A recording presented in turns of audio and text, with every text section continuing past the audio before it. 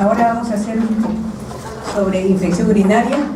Ustedes van a ver que esta patología es la causa, una de las causas, digamos, de infección bacteriana dentro de la población infantil. En muchos textos que ustedes van a ver que dice que es la segunda causa de infección bacteriana, ¿no?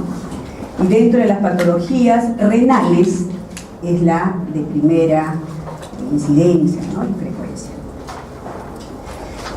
Los objetivos estarían relacionados a conocer un poco los factores de riesgo y el mecanismo fisiopatológico y la conducta terapéutica que se tiene que dar.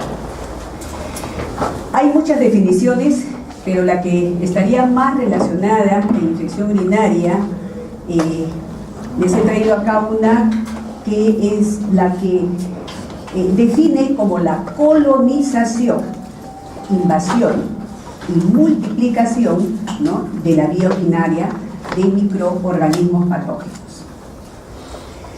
En la infección del tracto urinario es necesario también tener conceptos muy definidos para ver cuál es la conducta terapéutica en aquellas infecciones recurrentes, las reinfecciones o las recaídas. Para ustedes más le vamos a orientar a tratamiento para recaídas. Las otras, como siempre se dice, hay criterios donde ya el pediatra puede, o el médico general, diagnosticar, tratar la infección urinaria, pero cuando existen algunos criterios que vamos a ver, debemos mandarlo al especialista.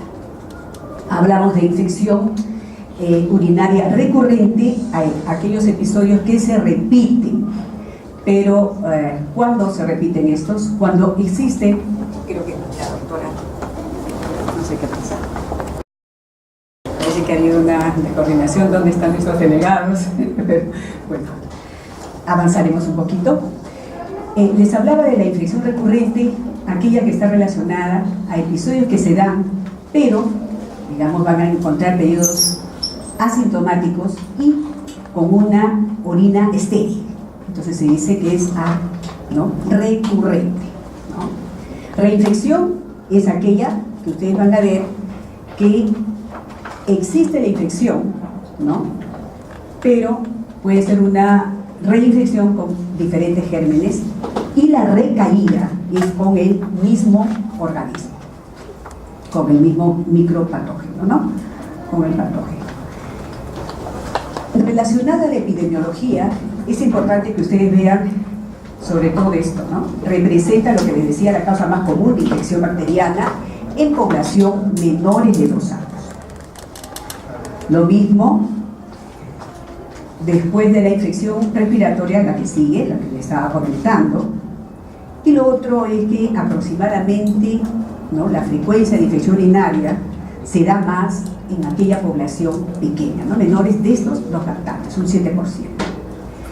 Fíjense, hay estudios donde también, o sea, si la población, digamos, de mayor riesgo, ¿no?, tenemos la población de lactantes o aquello que inicia, o sea, hace su mayor incidencia de infección urinaria dentro del primer año, ¿no?, es una de ellas que hay que tener bastante cuidado por el riesgo de que probablemente la población menores de 1 año, ¿no?, son aquellos niños que nos hacen una manifestación muy clínica, probablemente polisintomática, no es específica esos síntomas, pero nos lleva a una pielonefritis.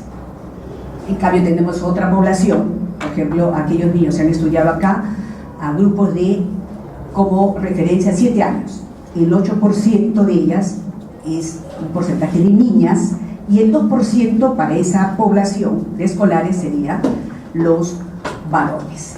Y esta población estaría más relacionada a episodios de infección urinaria baja o cistitis. Entonces, para ponernos de acuerdo, dentro de la infección del tracto urinario tendríamos alta pielonefritis, baja cistitis.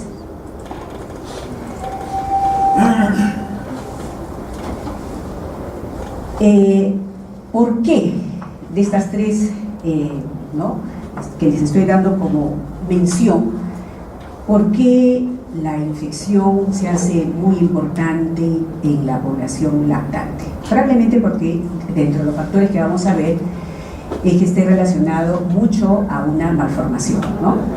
Puede tener una primera explicación por qué los lactantes tienen eso, y de repente también una posición anatómica que siempre les hablaba respecto a otras patologías, ¿no? ¿Qué quiere decir con esta lámina que les presento? Que en los primeros años hay mayor incidencia de infección por malformación en varones, y luego conforme van pasando los años esa se revierte, ¿no? Y más ustedes van a ver en población escolar y adolescentes, que después vamos a mirar, tenemos mujercitas las que presentan, por suerte hacen una infección del tracto urinario bajo.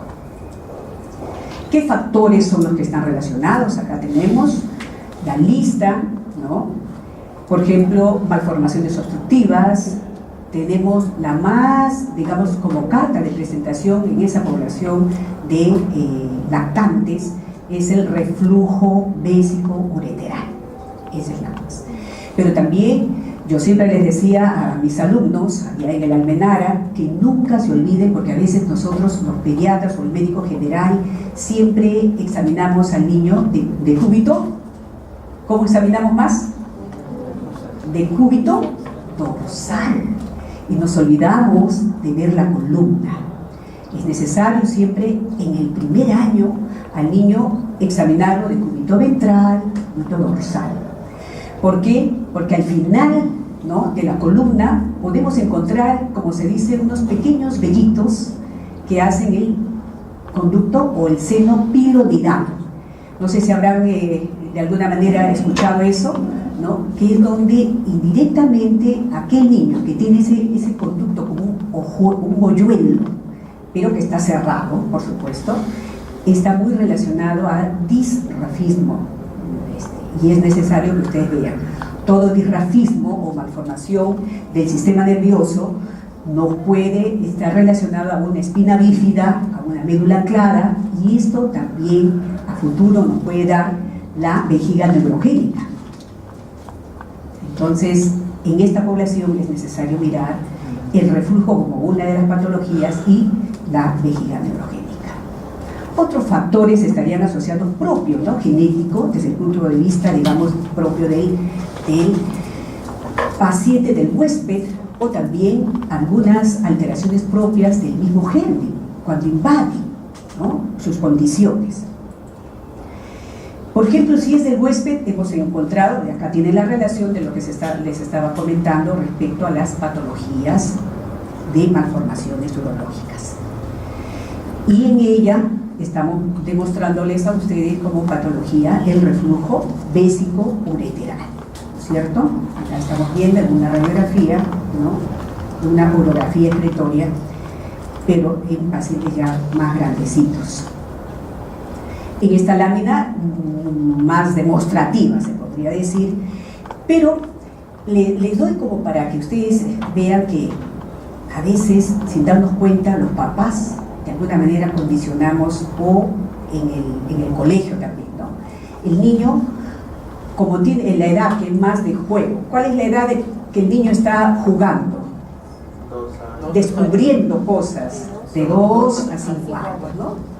2 a 4, unos dicen de 1 a 3, pero en aquella población menores de 5 años están en el descubrir, ¿no es cierto?, jugar y todo. Entonces ellos mismos prefieren jugar y estar, no sé si se habrán dado cuenta ustedes, que el niñito va manchando el pantaloncito o la trucita de las niñas y todo, ¿no?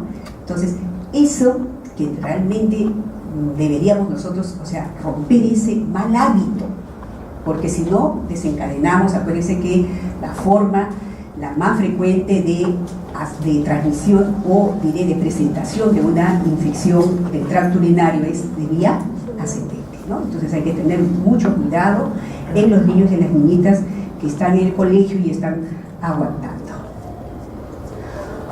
Les decía que también tenemos que mirar la condición propia del germen, ¿no? El más frecuente como carga de presentación en las infecciones del tracto urinario sería E. coli. ustedes ya conocen eso, por medicina saben que tiene características muy definidas que lo hacen.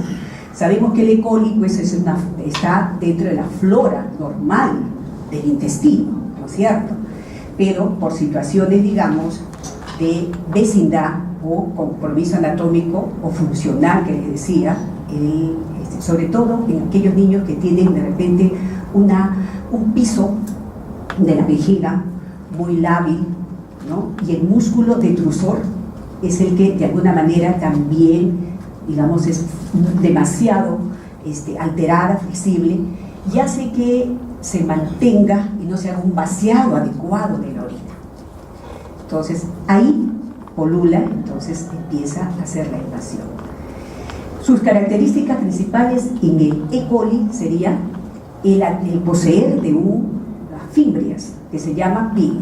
Ustedes habrán escuchado eso, quiero que por favor la revisen muy bien, solamente no va a ser para el examen porque ya ustedes han pasado, se supone, pero estudienlo para el ENAM, porque a veces en cosas, como se les dice, de ciencias básicas o de lo que ustedes han en embriología, de repente en fisiología, histología, ahí están bajando mucho sus puntajes. Entonces les doy acá como un factor de riesgo bacteriano, característica del E. coli. ¿Ok? No solamente está el E. coli, tenemos otras, ¿no? Dentro de los gram negativos, por ejemplo, ¿cuál? Klebsiella, Pseudomonas, y los gram positivos, los enterococos. Acá lo estamos viendo mucho más definido, los famosos PINs, ¿no?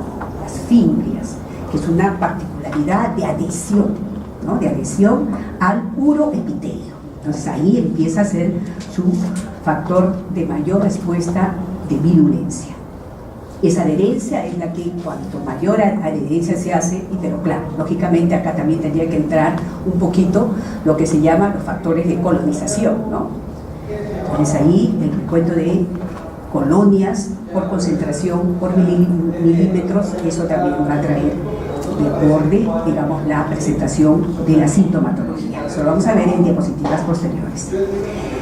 Entonces les hablaba de la prevalencia, siempre hay una población. Entonces acá se marca esa población de mayor, ¿no?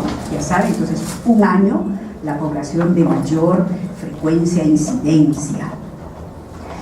¿Cuáles serían sus manifestaciones clínicas? Si vemos, por ejemplo, en los neonatos, ya ustedes han visto, tiene mayor presentación sistémica, ¿no es cierto? Acuérdense que el neonato no focaliza, el lactante tampoco, pero poco a poco sí tiene mejor, digamos, presentación de sintomatologías. El neonato no, puede empezar simplemente como una urosepsis, o sea, sepsis a punto de partida foco urinario. El niño menor de 2 añitos lo tenemos entonces con, eso es importante, ver, aquí de 2 años, fíjense, esa población que es necesario que ustedes reflexionen, dice, primero, ver si ha habido un antecedente previo de otra infección. Se dice que si el niño ha tenido dentro del primer año un episodio de infección urinaria, probablemente, yo les hablé, les dije que tenía su debut de presentación clínica como una pielonefritis, ¿sí? Su manifestación clínica como una pielonefritis, ¿sí?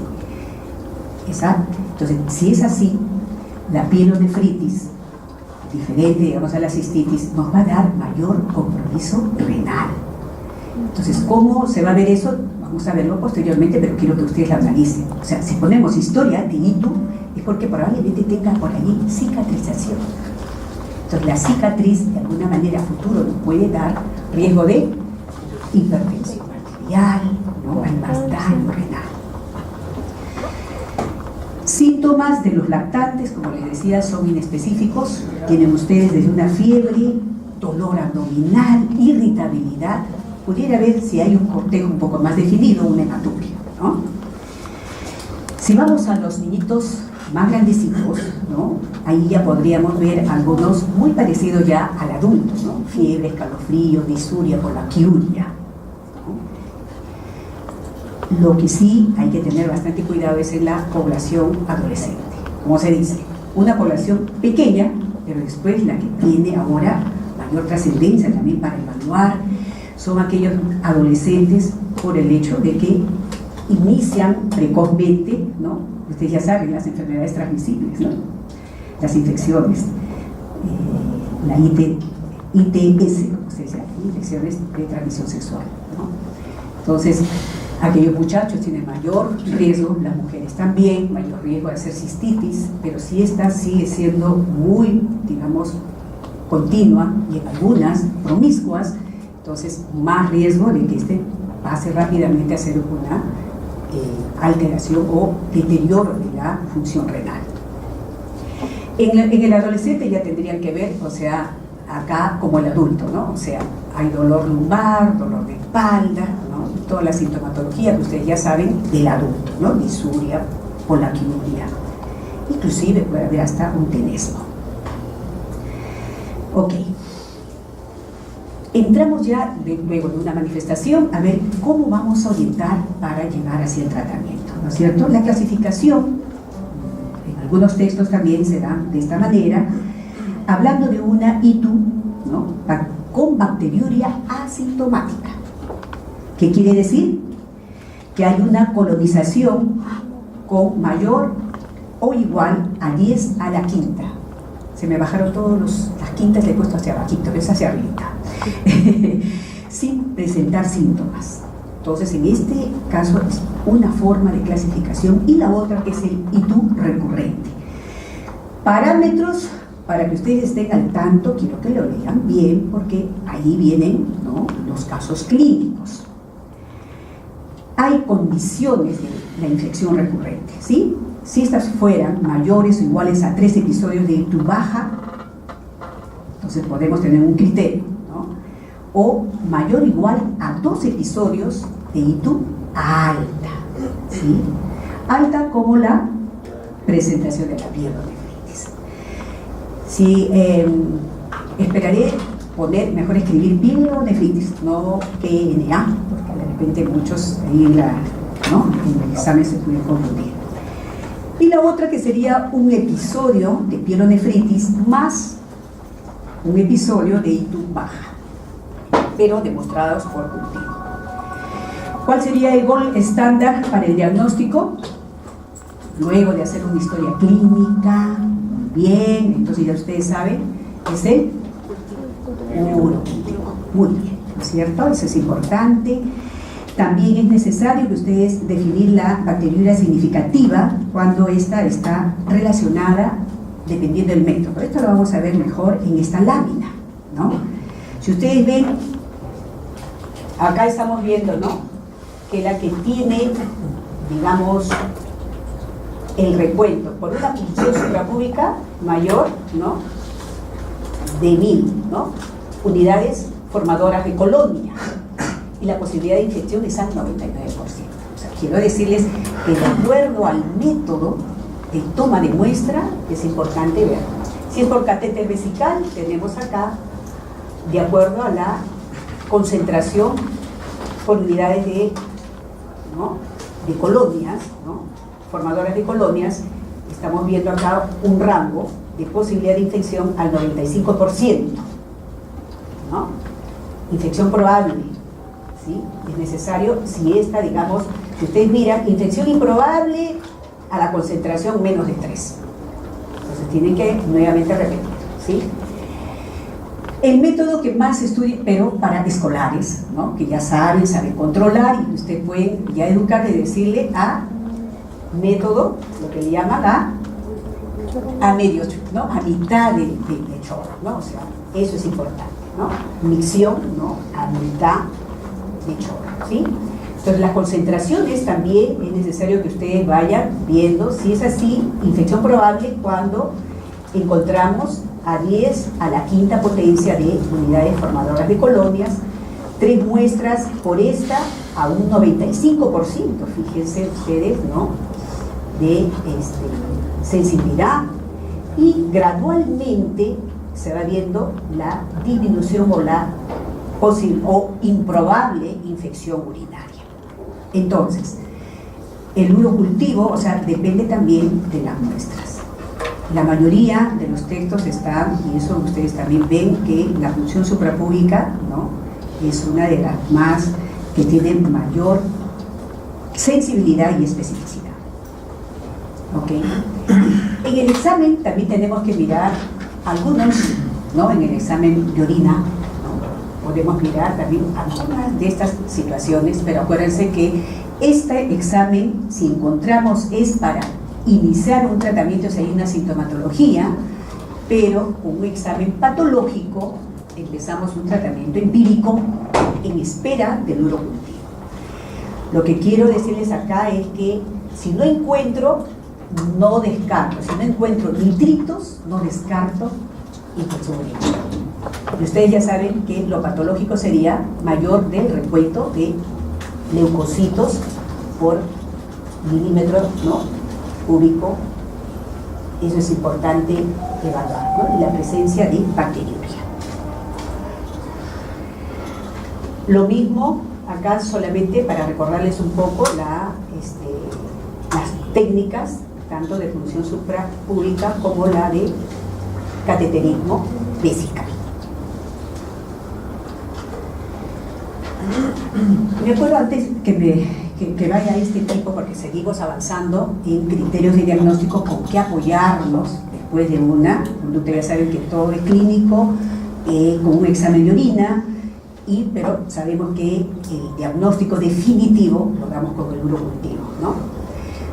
Es el tiempo. A veces decimos, doctora, me han preguntado varias veces, ¿no?, doctora, ¿y qué tiempo debe mantenerse la muestra antes de hacer el estudio, ¿no? Eso es importante. Se dice que una muestra no debe pasar de media hora. Y a veces vemos nosotros, si uno hace el seguimiento, los laboratorios se pasan de esta, ¿no? Lo que sí, idealmente se podría hacer es centrifugarla, ¿no?, pasar rápido, centrifugar, y después se pueden demorar, pero hacerla, a veces eso nos trae acorde para que ustedes vean que hay también muestras que son falsamente positivas, ¿no?, por el tiempo, digamos, de permanencia de esta muestra, y la otra, la mala técnica, ¿no?, el aseo, la limpieza. Acá hay otra, de lo que le digo gol estándar para diagnóstico, acá es para apoyo, digamos, definitivo de descarte de malformaciones. ¿Cuál sería? Ese es uno, mira, urocultivo, ¿no? Acá vemos el urocultivo que les estaba comentando al recuento, y nos vamos a ver, les hablaba de los falsos negativos. Acá es necesario para que ustedes vean, si son falsos negativos y de repente está, probablemente sea ya el extremo de lo que le decía falsamente positivo, ¿no? Si uno se hizo buena higiene, pero extremadamente, como se dice, orina muy diluida y de baja densidad, gérmenes de difícil desarrollo, ¿no? Uso de desinfectantes. ¿Cuántas veces las mamitas, o sea, por ser demasiado extremadamente prolijas, a veces llevan al revés, ¿no? Malogran el pH, ¿no? Entonces, de alguna manera, condicionan también el desarrollo de infección. ¿Ok? Vemos acá, ahora, esto de acá es para recordarles respecto a los nitritos, a los leucocitos y también las estiarasas que se hablaban, ¿no? O sea, yo les decía de que si se combina nitritos con estiarasa en un examen de orina, probablemente tenga así mayor posibilidades, ¿no?, que sea una infección urinaria asociado a una sintomatología. Acuérdense, siempre es así, a pesar de que la población menores de 1 año sea inespecífica, pero si hay fiebre, acuérdense, cuando la población, a ver, en términos generales, si mi lactante tiene fiebre, ¿cuál es lo que más nosotros hacemos el estudio para descarte de dos condiciones? ¿Cuáles? Foco ótico y foco urinario. Acuérdense, población, en términos generales. Les digo esto para que ustedes vean que siempre foco urinario es una de las posibilidades que se deben plantear ante la presencia de síndrome febril en el lactante. Ok. Criterios de sospecha, caso clínico, de pielonefritis aguda. Siempre es bueno que ustedes vayan viendo cuando el lactante, ¿no?, tiene esta edad, sospecha de pielonefritis, trastornos hidroelectrolíticos, imposibilidad de realizar tratamiento oral, criterios de ingreso, ¿no?, para hospitalización, ¿no? Si existe pielonefritis, anomalías y aquellos niñitos con riesgo de inmunodeficiencias. Los exámenes de imagenología son muy importantes, ¿no? Pero ya saben que con el examen de orina, la clínica, ya ustedes pueden hacer el tratamiento empírico, pero tenemos que apoyarnos paralelamente con la ecografía. Ahora, la incorporación de la ecografía con efecto Doppler, ¿no? Podemos ya tener, digamos, el adelanto de la tecnología para ver si hay compromiso vascular también, ¿no? Con las malformaciones congénitas. ¿Qué prueba diagnóstica es importante, ¿no?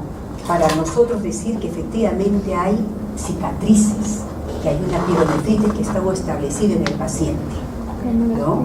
Ya saben, entonces es una gamografía con DEMS, acuérdense, DEMS. Ahora no se utiliza porque como es grande, pero lo he puesto para que ustedes vayan aprendiendo, porque yo también me olvido, eso les digo, porque siempre ya nos hemos acostumbrado a poner gamografía renal vesicureteral con tecnecio, nada más ponemos, ¿no? Tecnecio 99, y no ponemos esto, pero ya densa significa ácido dimercaptosuccínico, ¿no? Y solamente, como se dice, dentro de una referencia para tener un poco más de referencia, ¿no? Entonces, esta es una, digamos, de los procedimientos que definen, donde se ve, digamos, las zonas de cicatrices. Acá, según la leyenda, está colocando que inclusive desaparece un poco, ¿no? La parte de parénquima, ¿no? O sea, no hay una diferencia sustancial entre médula y la parte de la corteza. Diagnóstico diferencial lo tenemos que hacer con el listado que está.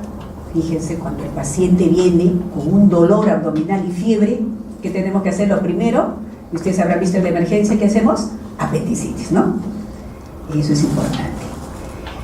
El manejo se tiene que hacer siempre considerando algunas condiciones, ¿no?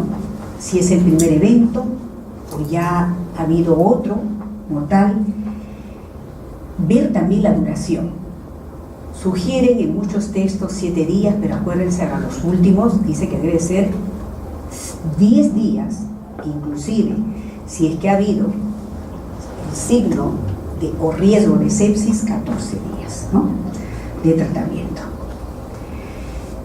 Otra de las preguntas que también hacen es, sí, pero los 10 días le doy parenteral, ¿no? Entonces se dice cuando disminuye la fiebre 48 horas después de que haya disminuido la fiebre, desaparece la fiebre, ¿sí?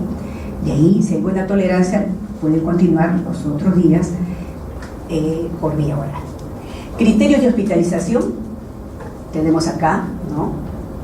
Riesgo, acuérdense siempre, para criterios de hospitalización tenemos que ver, o sea, cómo va aquel niño, aquel lactante menor de 6 meses, aquel niño que de repente tiene ya riesgo de insuficiencia, aquel niño que dentro de eso ha tenido fiebre, deshidratación, ¿no? Entonces necesitan ustedes, ¿no?, corroborar si ha habido ya riesgo de lesión cicatrizal también. Si es terapia parenteral, tienen acá la, creo que hubo por ahí una pregunta que ustedes decían, se apoyaron, ¿no? La doctora dijo que era cefalosporina de 3ª generación, ¿no? Y otros dijeron penicilina a altas dosis, ¿no? Recuerden que penicilina es porque el programa MINSA porque es barato, porque es barato. Pero las guías de práctica clínica ustedes pueden considerarlas esas, ¿no? Entonces, lo mismo acá. Empezamos con ceftriaxona, pero si no tenemos y estamos en MINSA, en un sitio lejano, ¿qué tendría que hacer? Basta con una ampicilina, amiquim. Pueden hacer hasta asociación en lactantes menores de 6 meses con infección urinaria, ampicilina y su aminoglucósido, en este caso amikacina, ¿no? Se está dejando de lado en población pediátrica el uso de gentamicina. En adultos lo pueden utilizar, pero es la que tiene mayor riesgo de nefrotoxicidad. Pero van entonces desde una ceftriaxona, cefotaxima y amikacina, ¿sí? Si fuese una ITU no complicada, pueden encontrar acá, ¿no? De esta, y si no, también esta guía, por ejemplo, estas alternativas las hemos extraído de esta guía de 2007. Entonces tienen alternativas terapéuticas. O sea, siempre es bueno que ustedes tengan guías y de acuerdo a lo que tengan, porque siempre Cochrane, ustedes habrán visto, ¿qué dice Cochrane en la medicina basada en la evidencia? De acuerdo al país y sus recursos, porque les puede dar, hacen sus estudios, sus ensayos, sus metaanálisis, a veces nosotros no lo hacemos, pero nos dan esa posibilidad con los recursos que cuenten, ¿sí?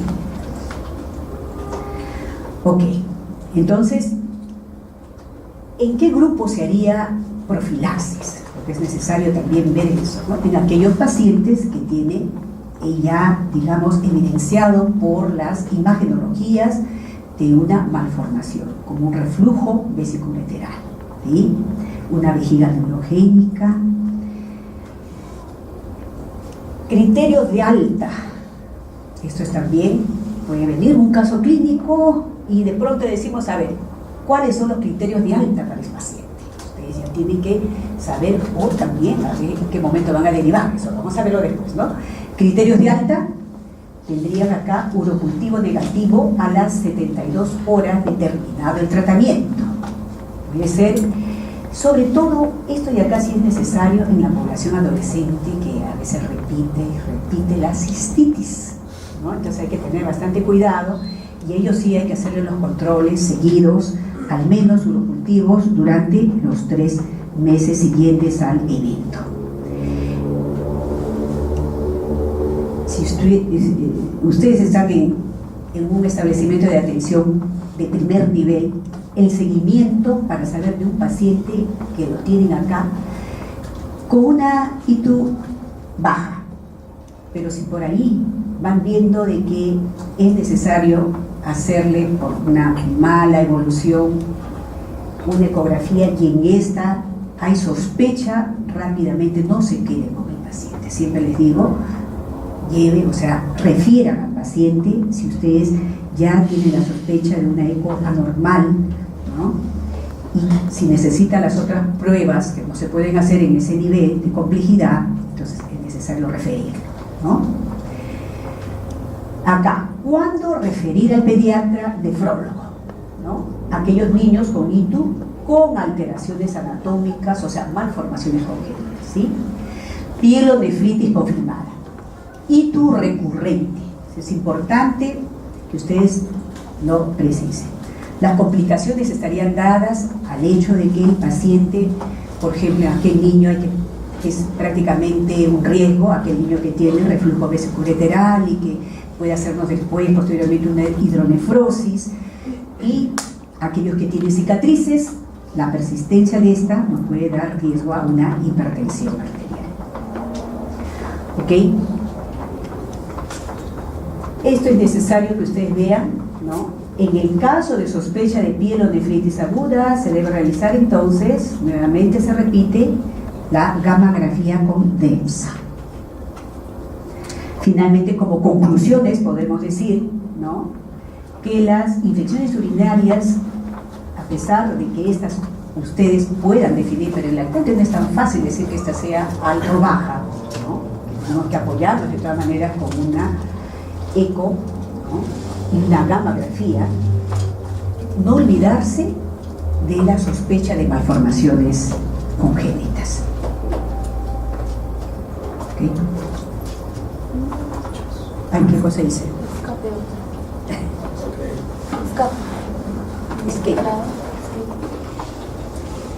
Ya. Entonces, acá vamos a... Muy bien, era de lo que había dejado ahí. Gracias, chicos. Ahí terminamos.